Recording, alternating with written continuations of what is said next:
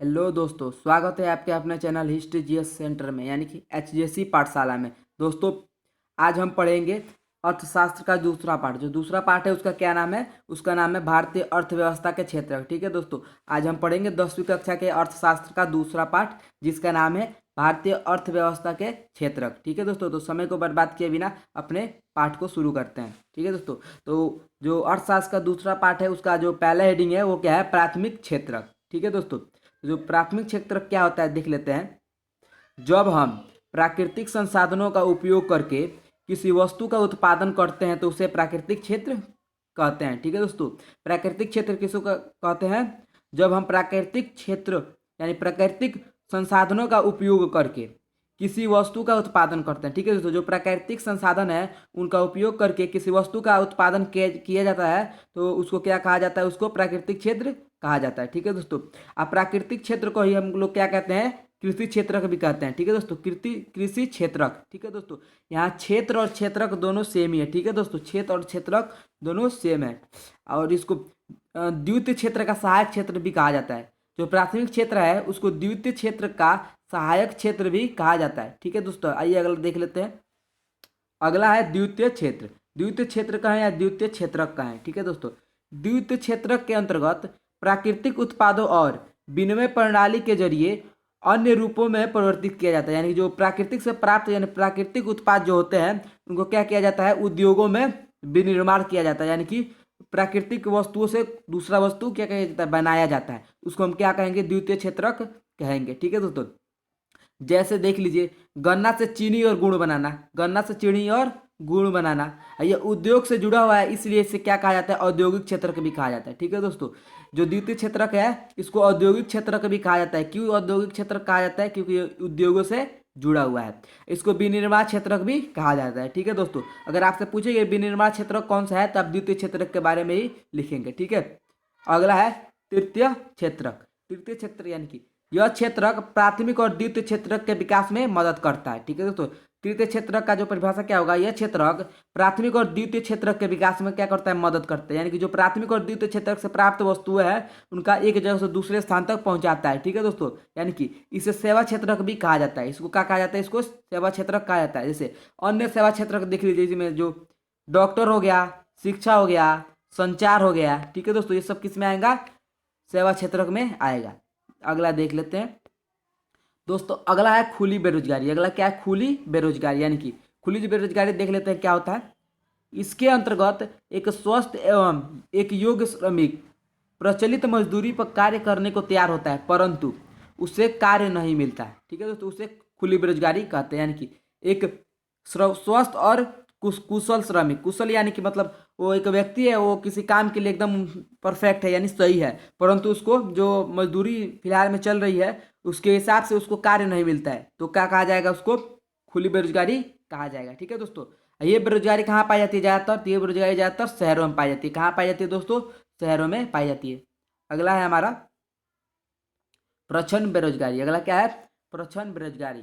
तो इसके अंतर्गत आवश्यकता से अधिक लोग काम करते दिखाई देते हैं। ठीक है दोस्तों, यानी जो प्रच्छन्न बेरोजगारी है ना, इसको हम लोग छिपी बेरोजगारी भी कहते हैं या अदृश्य बेरोजगारी भी कहते हैं। ठीक है दोस्तों, इसमें आवश्यकता से अधिक लोग काम करते हुए दिखाई देते हैं।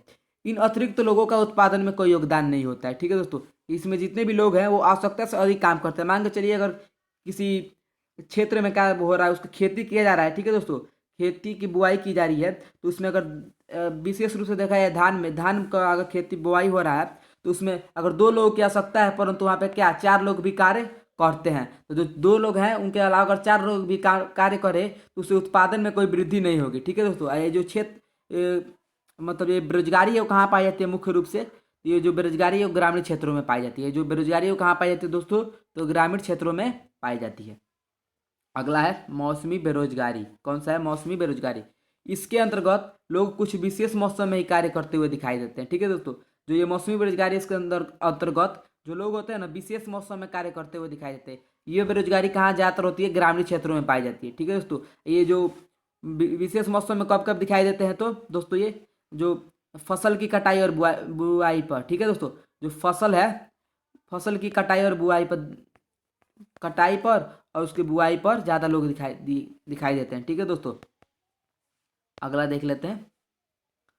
अगला है संगठित क्षेत्र। ठीक है दोस्तों, यानी संगठित क्षेत्र कहिए इसको गवर्नमेंटेड। ठीक है दोस्तों, जो संगठित क्षेत्र होता है ना वो गवर्नमेंटेड होता है। तो इस क्षेत्र में उद्योग पंजीकृत होते हैं, यानी गवर्नमेंट से क्या होते हैं, उद्योग जो है वो पंजीकृत होते हैं, यानी मान्यता प्राप्त होते हैं। ठीक है दोस्तों, इसमें सरकारी नियमों का पालन किया जाता है। ठीक है दोस्तों, जो है ना संगठित क्षेत्र, जो संगठित क्षेत्र है उसमें सरकारी नियमों का पालन किया जाता है। इसमें रोजगार की अवधि नियमित और निश्चित होती है, यानी कि इसमें फिक्स कर दिया जाता है कि हाँ आपको ये जो मंथ में इतना दिन काम करना है और आपको इतने रुपए मिलेगा। ठीक है दोस्तों, यानी कि आपको इतना सैलरी मिलेगा और आपको मंथ में इतना ही दिन काम करना है। ठीक है, इसमें रोजगार सुरक्षित होता है। जो इसमें रोजगार होता है ना वो, जो रोजगार होता है वो परमानेंटली होता है, यानी जो रोजगार होता है सुरक्षित होता है। इसी तरह है असंगठित क्षेत्र, यानी संगठित क्षेत्र का एकदम विपरीत, यानी एकदम उल्टा क्या होगा, असंगठित क्षेत्र। ये जो होता है ना ये प्राइवेट लोगों के हाथ में होता है। जो असंगठित क्षेत्र होता है ना वो प्राइवेट लोगों के हाथ में होता है। ठीक है दोस्तों, तो इस क्षेत्र में उद्योगों का पंजीकृत होना अनिवार्य नहीं है। मतलब इस जो क्षेत्र है ना असंगठित क्षेत्र, इसमें उद्योगों का पंजीकृत होना अनिवार्य नहीं है। इसमें नियम होते हैं, ठीक है दोस्तों, किंतु इनका पालन नहीं किया जाता। ठीक है, इस क्षेत्र में क्या होता है, नियम होता है परंतु पालन नहीं किया जाता। और जो संगठित क्षेत्र है उसमें नियम होता है और पालन भी किया जाता है। ठीक है, अगला है इसमें रोजगार की अवधि नियमित और निश्चित नहीं होती, यानी कि इसमें आपको कोई भी भरोसा नहीं है कि कब आपको लिया जाएगा, कब आपको निकाल दिया जाएगा। इसमें रोजगार सुरक्षित नहीं होता। ठीक है दोस्तों, इसमें जो रोजगार होता है ना वो सुरक्षित नहीं होता है। ठीक है, आपको कभी भी नौकरी से निकाला जा सकता है। ये जो असंगठित क्षेत्र किसके हाथों में होता है, एक व्यक्ति के हाथों में या उसकी कंपनी के हाथों में होता है। ठीक है दोस्तों, अगला है सार्वजनिक क्षेत्र। कौन सा क्षेत्र है, सार्वजनिक क्षेत्र, यानी कि इस क्षेत्र में सरकार संपत्ति का मालिक होता है। सार्वजनिक क्षेत्र में जो संपत्ति का मालिक कौन होता है, सरकार होता है, यानी जो प्रॉपर्टी होता है उसका वो कौन मालिक होता है, उसका सरकार होता है।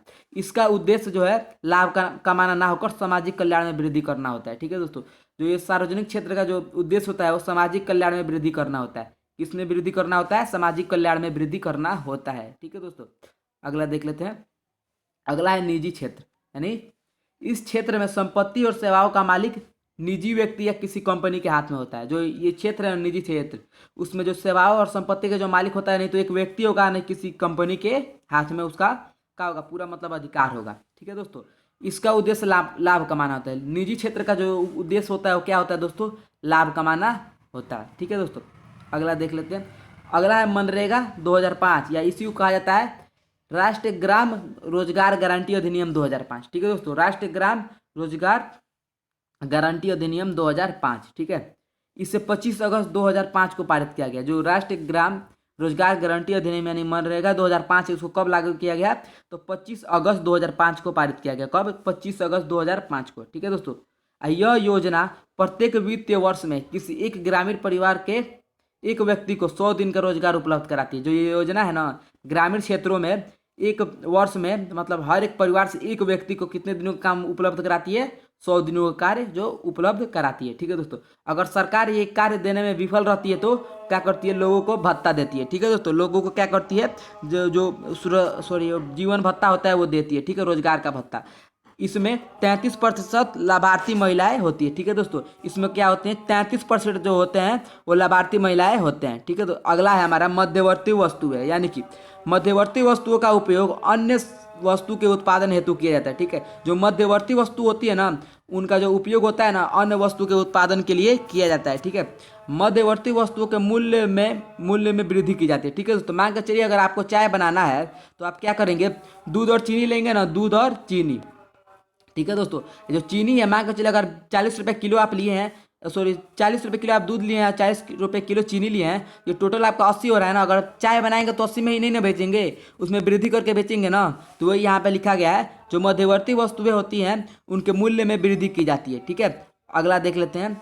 अगला है अंतिम वस्तु, यानी कि अंतिम वस्तुओं का उपयोग अन्य वस्तु के उत्पादन के लिए नहीं किया जाता। अब मान के चलिए आप चाय बना लिए हैं तो चाय का उपयोग आप किस में करेंगे, पियेंगे ही ना, चाय से कुछ और बनाएंगे आप। ठीक है दोस्तों, ये अंतिम वस्तुओं के मूल्य में कोई वृद्धि नहीं होती। ठीक है दोस्तों, जो अंतिम वस्तु है, आप चाय मान लीजिए आप 5 रुपये बेच रहे हैं, उसमें आप वृद्धि थोड़ी करेंगे, 10-20 में थोड़ी बेचेंगे, आप 5 ही में ना बेचेंगे जो मार्केट का रेट चल रहा है। ठीक है दोस्तों, जो आपका पूरा चैप्टर है यहीं पे खत्म होता है दोस्तों। अब थैंक्स फॉर वॉचिंग दोस्तों, हमारा वीडियो देखने के लिए बहुत बहुत धन्यवाद। अगर आपको वीडियो अच्छा लगा हो तो चैनल को सब्सक्राइब करें और बेल आइकन को दबाना ना भूलें। ठीक है, जय हिंद दोस्तों।